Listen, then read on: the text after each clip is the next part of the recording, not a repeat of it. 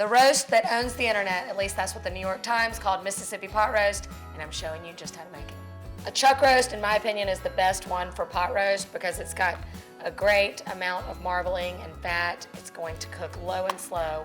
Don't be scared if you think this is too much for your family, because I've got some great ways to serve up the leftovers. You're gonna want extra. The best way to make this recipe is in the slow cooker because it's just foolproof. Set it and forget it. The only other ingredients you need are a couple convenience products. You've got a packet of ranch dressing mix and a packet of au jus. These two together just kind of create that savory umami effect that is so delicious.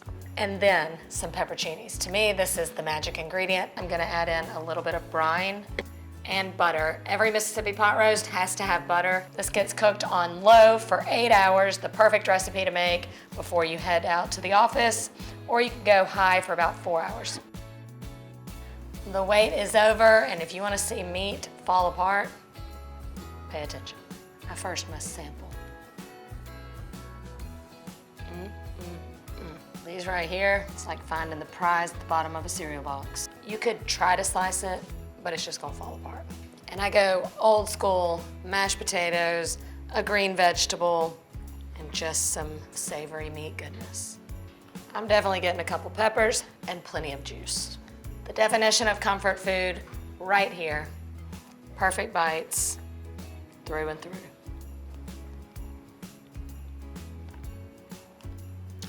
It's all about the gravy and the meat that just melts in your mouth. The creator of Mississippi pot roast is just pure genius. We can almost knock out a whole pot roast in my family because it's just so dang good.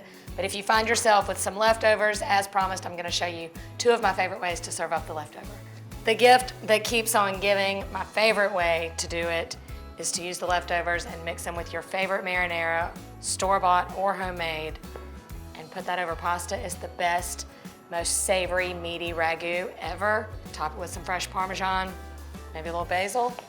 Or how about lunch the next day as a hoagie, almost like a French dip, especially if you saved some of that liquid gold.